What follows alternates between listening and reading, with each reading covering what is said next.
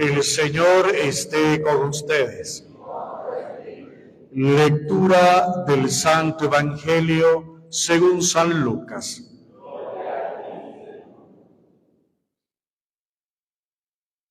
En aquel tiempo contaban los discípulos lo que les había pasado por el camino y cómo habían reconocido a Jesús al partir el pan. Estaban hablando de estas cosas cuando se presenta Jesús en medio de ellos y les dice: paz a vosotros. Llenos de miedo por la sorpresa, creían ver un fantasma. Él les dijo: ¿por qué os alarmáis?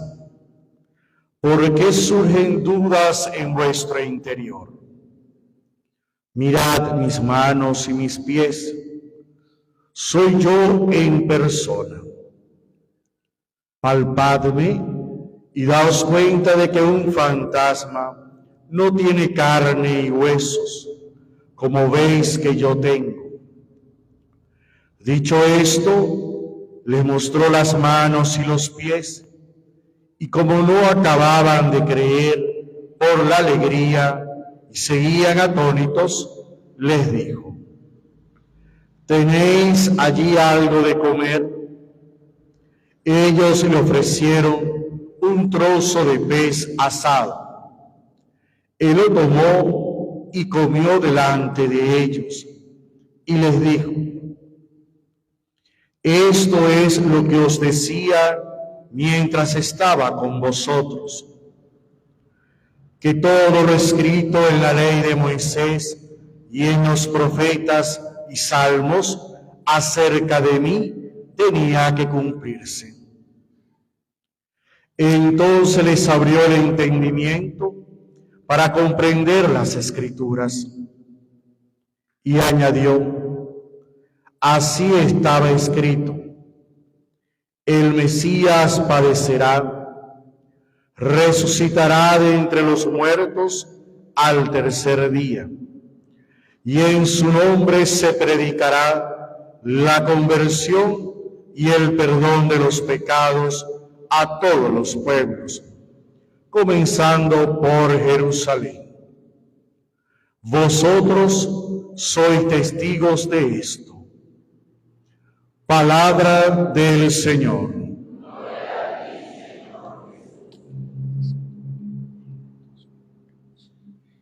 Pueden sentarse.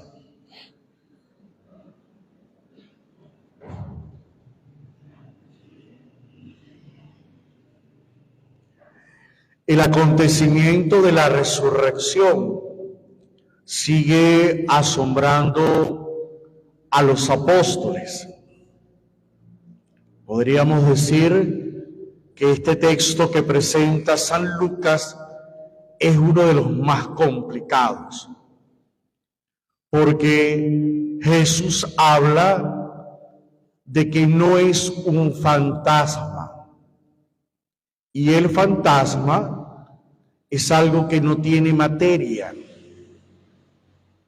Pero si no tiene materia, está hablando que tiene cuerpo, y el cuerpo es materia, y nos metemos en un problema bastante grave, porque la resurrección no es volver a la corporidad, a lo que nosotros hoy conocemos como cuerpo. Volvemos a lo que somos en persona. El cuerpo glorioso, según las Escrituras, es este que está presentando el Evangelio de Lucas. Vemos a la persona de Jesús, es el Señor, pero su cuerpo puede traspasar cualquier puerta o cualquier piedra. Por eso insiste que el día de la resurrección, estando las puertas cerradas, entra Jesús. ¿Dónde están ellos? Claro, a nosotros nos cuesta como visualizar, bueno, ¿Es o no es? ¿Es un cuerpo o no es un cuerpo? ¿Cómo entra pero no es un fantasma? Todas esas cosas que son preguntas que van surgiendo en nuestra cabeza para poder entender el tema de la resurrección. A los discípulos les cuesta mucho más comprender que aquel que había muerto ahora está resucitado. Sienten la alegría y el gozo de ver al Señor, pero con miedo. Porque no comprenden a plenitud de que Jesús está en medio de ellos, que siempre ha estado allí y que sus ojos no lo han visto.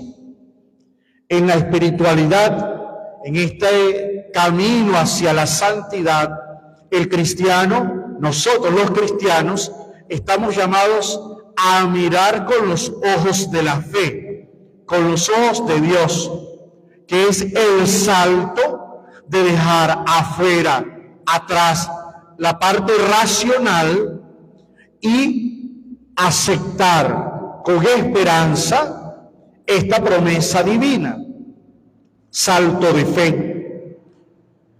Y es lo que le va a tocar justamente a los discípulos. Voy a ir leyendo el texto pausadamente para que usted pueda comprender. Dice: contaban los discípulos lo que les había pasado por el camino y cómo habían reconocido a Jesús al partir el pan. ¿De qué discípulos está hablando justamente el evangelista Lucas? Aquellos que habían ido a Emaús. Fueron con una gran tristeza, un gran dolor. Su maestro había padecido, muerto, y lo enterraron. Iban cegados por el dolor humano. En ese camino a Emaús, antes de llegar a la aldea de Emaús, Jesús se presenta en medio del camino y comienza a caminar con él y comienza a sacarle conversación a estos discípulos. Y los discípulos le dicen: pero tú eres el único Galileo que no sabe lo que ha pasado en Jerusalén. Entonces Jesús comenzó a explicarle las Escrituras y comenzó a arder el corazón. Cuando realmente tú escuchas una verdad y te mueve desde el interior, eso es la experiencia que tienen los discípulos de Emaús. Pero ya la tarde estaba bajando, entonces los discípulos dicen: quédate con nosotros. Y Jesús se queda con ellos. Pero Jesús hace un gesto muy propio, un signo muy propio que ya los discípulos le conocían, que era la fracción del pan. Y estando a la mesa en aquella aldea de Emaús, Jesús fracciona el pan y lo reparte.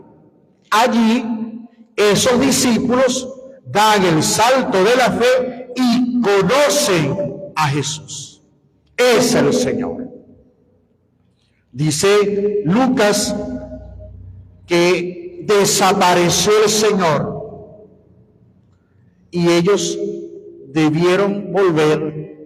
volvieron otra vez a Jerusalén a los discípulos. Es decir, que la fracción del pan volvió a meterlos en comunión con Jesucristo. Ya no hay separación, ya no es mi dolor quien me separa, ya conozco que es el Señor. Luego dice el evangelista: estos le estaban echando el cuento a los discípulos. Estaban hablando de estas cosas cuando se presenta Jesús en medio de ellos y les dice: paz a vosotros. Hemos escuchado el domingo anterior esta frase pasa a vosotros 2 veces. El mismo día de la resurrección, estando las puertas cerradas, luego 8 días después, estando Tomás en medio de ellos, vuelve el Señor a decirle, pasa a vosotros. No sabemos específicamente, cronológicamente, dónde está este texto. Si es el mismo día de la resurrección, días posteriores, pero aquellos que habían ido a la aldea estaban con ellos, con las puertas cerradas, echando el cuento de su experiencia. Es interesante que los discípulos cuenten y se conviertan en testigos de la resurrección. Llenos de miedo por la sorpresa, creían ver un fantasma.